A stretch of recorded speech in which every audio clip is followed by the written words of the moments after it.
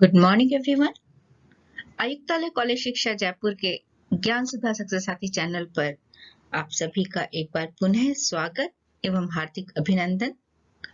मैं डॉक्टर विनीता श्रीवास्तव, सह आचार्य SMB government PG college Nathdwara से। हमारे आज के सेशन का टॉपिक है इच्छा मृत्यु या दया मृत्यु। इंग्लिश में इसे यूथेनेशिया नाम से जाना जाता है।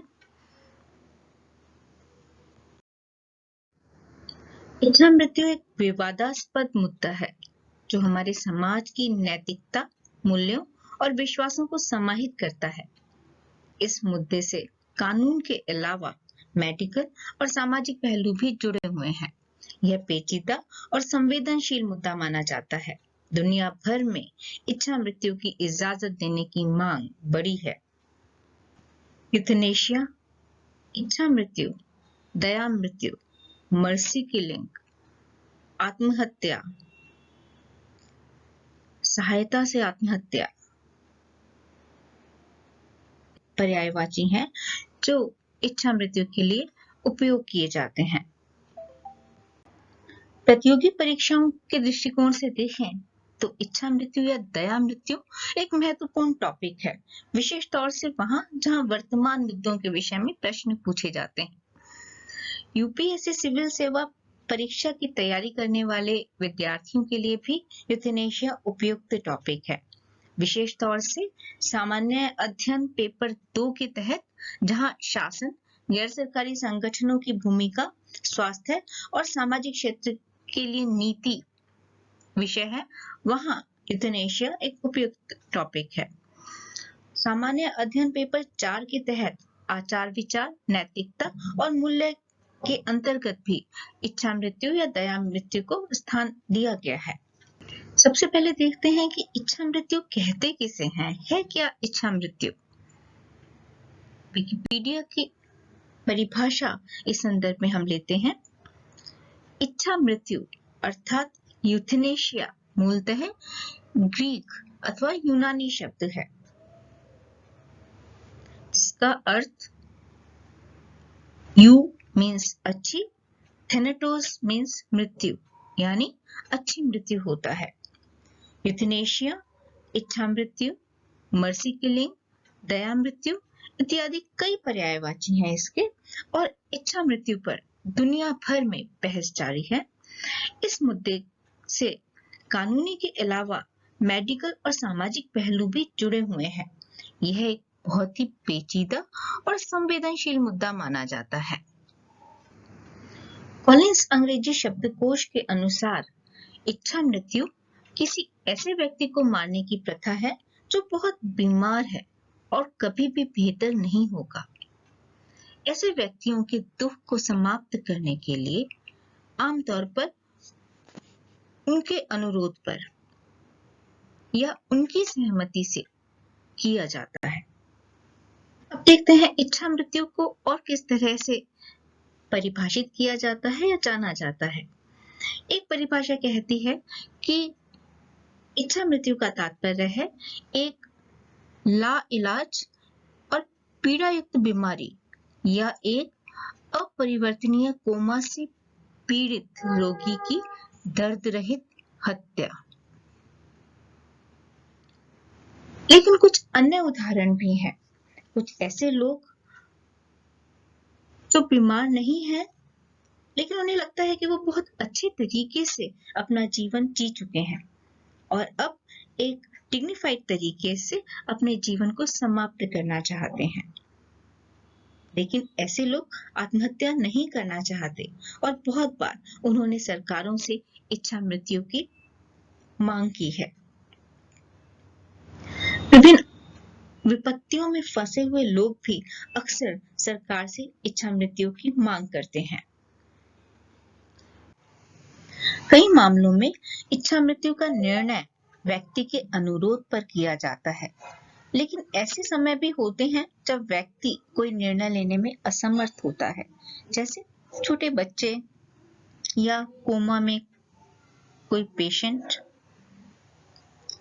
इस तरह के केसेस में इच्छा मृत्यु का निर्णय रिश्तेदारों, चिकित्सा पेशेवरों इत्यादि द्वारा लिया जाता है और कुछ केसेस में अदालतों द्वारा भी निर्णय लेने के मामले सामने आए हैं। अब हम इच्छा मृत्यु से जुड़े कानूनी और नैतिक मुद्दों की समीक्षा करते हैं। प्रत्येक देश में इच्छा मृत्यु के अलग अलग कानून हैं। मेडिकल एथिक्स पर British House of Lords Select Committee ने इच्छा मृत्यु को एक जानबूझकर हस्तक्षेप के रूप में परिभाषित किया है, जो कि असहनीय पीड़ा को दूर करने के इरादे से एक जीवन को समाप्त करने के लिए किया जाता है। नीदरलैंड और बेल्जियम में इच्छा मृत्यु को एक मरीज के अनुरोध पर एक डॉक्टर द्वारा जीवन की समाप्ति के रूप में समझा जाता है। डच कानून हालांकि इच्छा मृत्यु शब्द का उपयोग नहीं करता है, लेकिन इसे सहायता प्राप्त आत्महत्या और अनुरोध पर जीवन की समाप्ति की व्यापक परिभाषा के तहत शामिल करता है। मार्च 2021 तक मानव इच्छा मृत्यु Netherland, Belgium, Colombia, Luxembourg, western Australia, Canada और स्पेन में कानूनी है। स्विट्जरलैंड, जर्मनी और ऑस्ट्रेलियाई राज्य विक्टोरिया और अमेरिकी राज्य वॉशिंगटन, ओरेगन, कोलोराडो, हवाई, वर्मंट, मैन, न्यू जर्सी, कैलिफोर्निया और कोलंबिया जिले में कानूनी रूप से इच्छा मृत्यु वैध है। साउथ कोरिया में भी इच्छा मृत्यु को वैध किया गया है। फिनलैंड, भारत और आयरलैंड में सक्रिय इच्छा मृत्यु कानूनी नहीं है, हालांकि निष्क्रिय इच्छा मृत्यु कानूनी है। जहां तक चिली का सवाल है, यहाँ सक्रिय इच्छा मृत्यु या सहायता प्राप्त आत्महत्या कानूनी नहीं है, हालांकि निष्क्रिय इच्छा मृत्यु कानूनी है। यदि जापान की बात करें तो वर्तमान में जापान में सक्रिय और निष्क्रिय इच्छा मृत्यु को लागू करने के लिए एक अस्थायी कानूनी ढांचा है। जापान में सक्रिय इच्छा मृत्यु के लिए 4 शर्तें पूरी करना आवश्यक है। पहला, रोगी को असहनीय शारीरिक दर्द होना चाहिए। दूसरा, मृत्यु अवश्यंभावी और निकट प्रतीत होनी चाहिए। तीसरा, रोगी की सहमति होनी चाहिए। और चौथा, चिकित्सक के पास दर्द निवारण के अन्य सभी उपाय अप्रभावी हो जाएं। तो ऐसी स्थिति में जापान में सक्रिय इच्छा मृत्यु की स्वीकृति प्रदान की गई है। इच्छा मृत्यु को 2 श्रेणियों में विभाजित किया जाता है, सक्रिय इच्छा मृत्यु और निष्क्रिय इच्छा मृत्यु। किसी लाइलाज और पीड़ादायक बीमारी से जूझ रहे व्यक्ति को निष्क्रिय रूप से इच्छा मृत्यु दी जाएगी। इसका मतलब यह है कि जीवन रक्षक उपायों जैसे दवाई, डायलिसिस, वेंटिलेटर इत्यादि को बंद कर दिया जाए अथवा रोक दिया जाए। इसमें पीड़ित स्वयं को मृत्यु को प्राप्त होगा। दूसरी ओर एक्टिव इच्छा मृत्यु, एक्टिव यूथनेशिया या सक्रिय इच्छा मृत्यु वह है जिसमें चिकित्सक, पेशेवर या कोई अन्य व्यक्ति कुछ जानबूझकर ऐसा करते हैं जो मरीज के मरने का कारण बनता है। सरल शब्दों में सक्रिय और निष्क्रिय इच्छा मृत्यु के बीच के अंतर को मरने और हत्या के बीच के अंतर के रूप में देखा जा सकता है। इच्छा मृत्यु को अलग अलग तरीकों से वर्गीकृत किया जाता है, जिसमें स्वैच्छिक, गैर स्वैच्छिक या अनैच्छिक शामिल है। कुछ देशों में स्वैच्छिक इच्छा मृत्यु कानूनी है। गैर स्वैच्छिक इच्छा मृत्यु अर्थात जिसमें रोगी की सहमति उपलब्ध न हो, लगभग सभी देशों में प्रावधान बनने की प्रक्रिया में है, जिनके विषय में हम आगे जानकारी हासिल करेंगे। अनैच्छिक इच्छा मृत्यु सहमति के बिना या रोगी की इच्छा के खिलाफ अगर हो तो सभी देशों में अवैध माना जाता है और आमतौर पर इसे हत्या माना जाता है। गैर स्वैच्छिक इच्छा मृत्यु जिसमें रोगी की सहमति उपलब्ध ना हो, ऐसे केसेस में हो सकती है जहां पेशेंट या रोगी एक छोटा सा बच्चा हो या कोई ऐसा व्यक्ति हो जो कोमा में हो और जो निर्णय लेने की क्षमता न रखता हो, ऐसी स्थिति में निर्णय लेने का अधिकार कुछ विशेष प्रावधानों के तहत परिवार के सदस्यों या कुछ अन्य लोगों को दिया जा सकता है और कुछ केसेस में कोर्ट्स भी इस बारे में निर्णय ले सकते हैं। इथनेशिया या इच्छा मृत्यु दुनिया भर में एक बहुत बहस का विषय रहा है। हाल ही में नीदरलैंड और इंग्लैंड के इच्छा मृत्यु की घटनाओं की अनुमति के कारण यह बहस महत्वपूर्ण हो गई है। परिणाम स्वरूप दुनिया भर के कई राष्ट्र अब गर्मजोशी से बहस कर रहे हैं कि डच उदाहरण का पालन किया जाए या नहीं।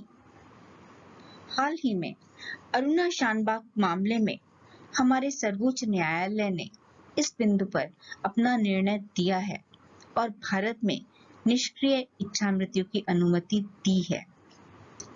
अब हम देखते हैं कि विभिन्न धर्म इच्छा मृत्यु के विषय में क्या कहते हैं और इस संदर्भ में भारत में प्रचलित 4 प्रमुख धर्मों के विषय में हम बात करेंगे।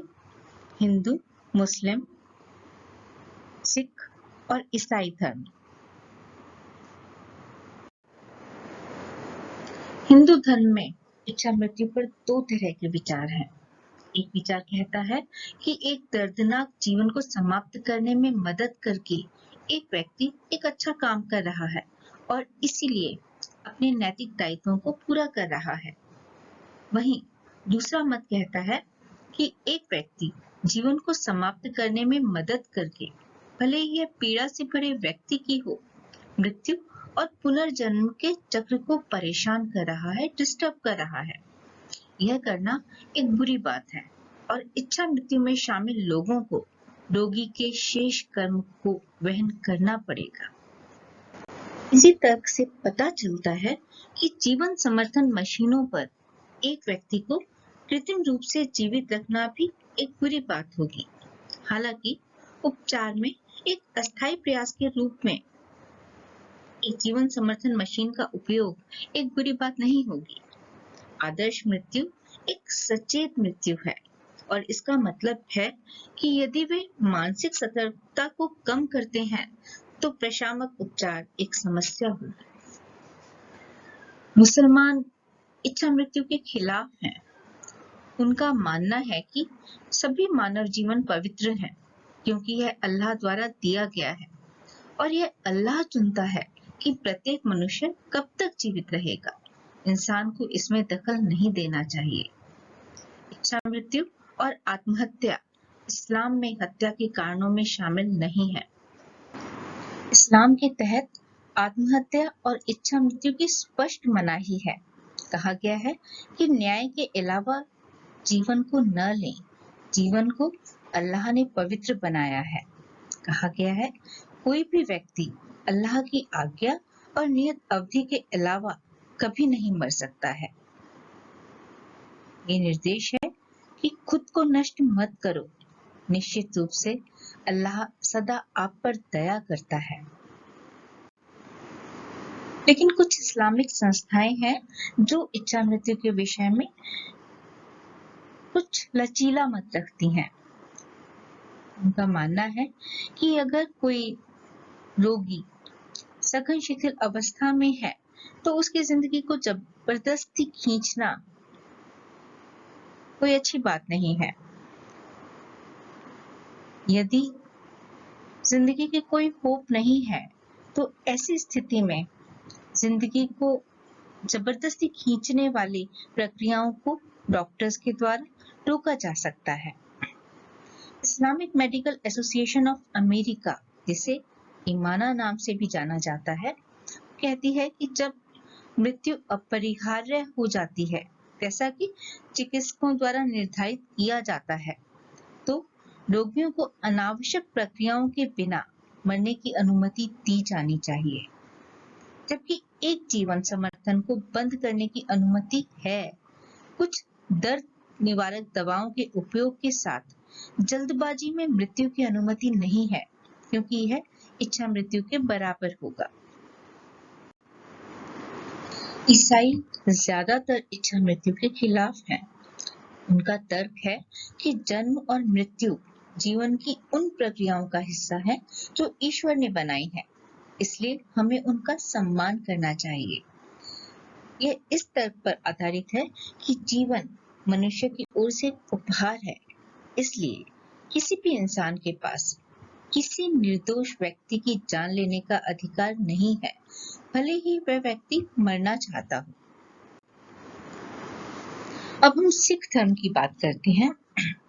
सिख अपने धर्म ग्रंथों, गुरु ग्रंथ साहिब और सिख आचार संहिता, जिसे रहित मर्यादा या रूल्स ऑफ लाइफ भी कहा जाता है, की शिक्षाओं से बड़े पैमाने पर अपनी नैतिकता प्राप्त करते हैं। सिख गुरुओं ने भगवान की योजना में हस्तक्षेप के रूप में आत्महत्या और विस्तार देखें तो इच्छा मृत्यु को अस्वीकार कर दिया है। पीड़ा, उन्होंने कहा, कर्म के संचालन का हिस्सा है और मनुष्य को बिना शिकायत के इसे स्वीकार करना चाहिए, बल्कि ऐसा काम करना चाहिए कि कर्म ने उन्हें जो स्थिति दी है उसका सर्वश्रेष्ठ बना सके। इच्छा मृत्यु को समझने के लिए आवश्यक है कि हम कुछ महत्वपूर्ण शब्दों या वाक्यांशों के विषय में समझ हासिल करें। इसमें महत्वपूर्ण है अनैच्छिक और गैर स्वैच्छिक इच्छा मृत्यु। कुछ नैतिकतावादी अनैच्छिक इच्छा मृत्यु और गैर स्वैच्छिक इच्छा मृत्यु रूपों के बीच अंतर करते हैं। अनैच्छिक इच्छा मृत्यु, जिसमें रोगी की इच्छाओं के खिलाफ इच्छा मृत्यु का निर्णय लिया जाता है, और गैर स्वैच्छिक इच्छा मृत्यु के अंतर्गत मरीजों की सहमति के बिना इच्छा मृत्यु का निर्णय लिया जाता है, लेकिन इसमें मरीजों की इच्छाएं अज्ञात रहती हैं। स्थायी शिथिल अवस्था, जिसे अंग्रेजी में persistent vegetative state कहा जाता है, भी इच्छा मृत्यु के संदर्भ में बहुत महत्वपूर्ण फ्रेज है। मस्तिष्क की शिथिलता की एक स्थायी स्थिति, जिसमें व्यक्ति जागरूकता के कोई संकेत नहीं दिखाता, स्थायी शिथिल अवस्था कही जाती है। इच्छा मृत्यु के परिदृश्य में एक जीवित वसीयत या लिविंग विल भी महत्वपूर्ण दस्तावेज है। एक जीवित वसीयत एक लिखित दस्तावेज है, जिसके माध्यम से एक मरीज चिकित्सा उपचार के बारे में अग्रिम रूप से अपने स्पष्ट निर्देश दे सकता है, जब वह बीमारी की चरम स्थिति में है या जब वह सूचित सहमति व्यक्त करने में सक्षम नहीं है। एक तरह से ये प्रॉपर्टी विल की तरह ही है। प्रॉपर्टी विल बताती है कि प्रॉपर्टी का किस तरह से डिस्पोजल किया जाए या वितरण किया जाए उस समय जब व्यक्ति जीवित अवस्था में नहीं है। इसी तरह से एक जीवित वसीयत एक लिखित दस्तावेज है, जो बताती है कि जब व्यक्ति इस तरह की स्थिति में पहुंचे जब वह अपना डिसीजन या सहमति व्यक्त करने में सक्षम नहीं हो और बीमारी की एक्सट्रीम स्थिति में हो, तो उस समय क्या किया जाए, किस तरह से उपचार दिया जाए, कब उपचार को विड्रॉ किया जाए, ये सब स्पष्ट निर्देश वह लिखित में अपने जीवित वसीयत या लिखित विल में दे सकता है। भारत में इच्छा मृत्यु संबंधी कानून बनने की प्रक्रिया में अरुणा शानबाग प्रकरण एक बहुत महत्वपूर्ण प्रकरण है। आइए अब हम इसके बारे में जानकारी प्राप्त करते हैं। अरुणा शानबाग मुंबई के केईएम अस्पताल में नर्स थीं। 27 नवंबर 1973 को एक वार्ड बॉय द्वारा उन पर बेरहमी से हमला किया गया था। नृशंस हमले के परिणाम स्वरूप वह कोमा में चली गईं और लगभग 42 वर्षों तक लगातार स्थायी शिथिल अवस्था में रहीं और इसी अवस्था में उनकी मृत्यु हो गई। वर्ष 2009 में पत्रकार कार्यकर्ता पिंकी वीरानी ने अनुच्छेद 32 के तहत सुप्रीम कोर्ट में एक याचिका दायर की। दया हत्या को वैध बनाने की मांग की ताकि अरुणा की पीड़ा को चिकित्सा सहायता वापस लेने के द्वारा समाप्त किया जा सके। लेकिन केईएम की अस्पताल की नर्सों ने मामले में जवाबी याचिका दायर कर दी, जिसमें दया हत्या का विरोध किया गया क्योंकि वे अरुणा की देखभाल कर खुश थीं। वर्ष 2011 में सुप्रीम कोर्ट ने निष्क्रिय इच्छा मृत्यु के लिए दिशा निर्देश जारी किए, लेकिन अरुणा शानबाग केस में इन निर्देशों का कोई उपयोग नहीं किया जा सका। निमोनिया के कारण मई 2015 में अरुणा की मृत्यु हो गई। भारत में इच्छा मृत्यु को वैध बनाने में मील के पत्थर साबित हुए कुछ केसेस के बारे में अब हम जानकारी प्राप्त करते हैं। इसमें महत्वपूर्ण है एनजीओ कॉमन कॉज द्वारा 2005 में दायर जनहित याचिका। इस याचिका में निष्क्रिय इच्छा मृत्यु के लिए प्रमाणीकरण की मजबूत व्यवस्था और भारत में लिविंग विल के लिए कानूनी मान्यता की मांग की गई थी। इसी कड़ी में अरुणा शानबाग केस भी बहुत महत्वपूर्ण है। अरुणा शानबाग की ओर से 2009 में भारत के सर्वोच्च न्यायालय में पिंकी वीरानी द्वारा एक जनहित याचिका दायर की। उसे तर्क दिया कि अरुणा का निरंतर अस्तित्व उसके सम्मान से जीने के अधिकार का उल्लंघन है। अरुणा शानबाग प्रकरण में पिंकी वीरानी द्वारा सुप्रीम कोर्ट में 2009 में दायर याचिका का परिणाम ये हुआ कि मार्च 2011 में सुप्रीम कोर्ट ने भारत में निष्क्रिय इच्छा मृत्यु को वैध बनाने के लिए व्यापक दिशा निर्देश जारी कर दिए। दिशा निर्देशों के अनुसार निष्क्रिय इच्छा मृत्यु के लिए निर्णय माता पिता, पति या पत्नी या अन्य करीबी रिश्तेदार द्वारा लिया जाना चाहिए। अगर इनमें से कोई भी उपस्थित नहीं है तो ऐसी स्थिति में निर्णय किसी करीबी दोस्त द्वारा लिया जाना चाहिए। अब अरुणा शानबाग केस में कोर्ट ने पिंकी वीरानी को अरुणा का करीबी दोस्त नहीं माना, वरन अरुणा का करीबी दोस्त उन नर्सिस को माना गया जो वर्षों से अरुणा की देखभाल कर रही थीं और उन नर्सिस के निर्णय का, उनके विचार का सम्मान कोर्ट द्वारा किया गया और अरुणा को निष्क्रिय इच्छा मृत्यु देने से इनकार कर दिया गया। इस निर्णय के लिए संबंधित उच्च न्यायालय से अनुमोदन की आवश्यकता है। कुल मिलाके अगर निष्क्रिय इच्छा मृत्यु के लिए निर्णय परिवार के सदस्यों द्वारा लिया जाता है या करीबी रिश्तेदारों द्वारा लिया जाता है तो इस निर्णय का संबंधित उच्च न्यायालय से अनुमोदन प्राप्त करने की आवश्यकता होती है। कुल मिलाकर देखें तो क्या रहा भारत में इच्छा मृत्यु के बारे में। इंजेक्शन देकर सक्रिय इच्छा मृत्यु भारत में अवैध मानी गई।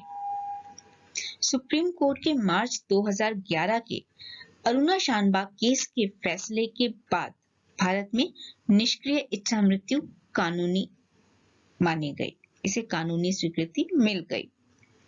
मार्च 2018 से सख्त दिशा निर्देशों के तहत भारत में निष्क्रिय इच्छा मृत्यु कानून आ गया।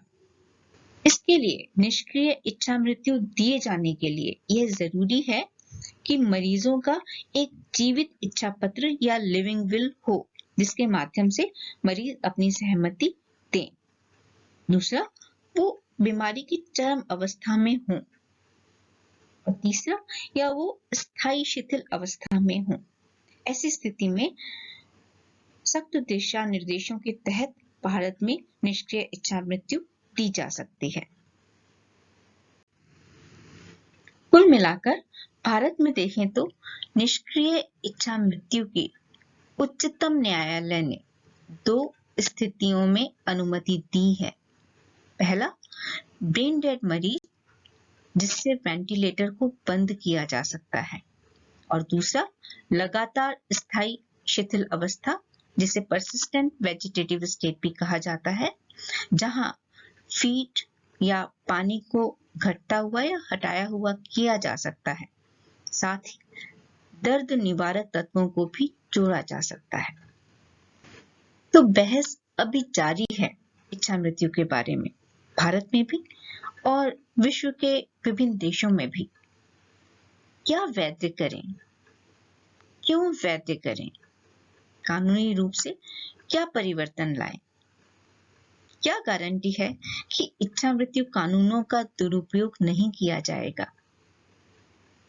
इतने सारे पक्षों और विपक्षों के साथ हम सभी इच्छा मृत्यु के बारे में एक अलग राय रख सकते हैं। और जहां तक इच्छा मृत्यु का संबंध है, निकट भविष्य में हर संभावना है कि हम कानूनी परिदृश्य में विभिन्न परिवर्तनों का अवलोकन करेंगे। तो स्टूडेंट्स, इस सेशन में हमने समझा इच्छा मृत्यु किसे कहते हैं, इच्छा मृत्यु, दया मृत्यु, assisted suicide, physician assisted suicide, euthanasia, इन सब का क्या तात्पर्य है, कानूनी रूप से भारत में और विश्व के विभिन्न देशों में इसको लेकर क्या स्थिति है, सक्रिय और निष्क्रिय इच्छा मृत्यु किसे कहते हैं, voluntary, non voluntary and involuntary इच्छा मृत्यु में क्या भेद है, और साथ ही हमने देखा कि भारत में इच्छा मृत्यु को लेकर किस तरह से और क्या कानून आए हैं। आशा करती हूँ कि ये सेशन आपके लिए महत्वपूर्ण रहा होगा और कुछ नई चीजें आपने इस सेशन के तहत सीखी होंगी। तो यहाँ मैं अपने सेशन को विराम देती हूँ। All the best to you for your future. Thank you.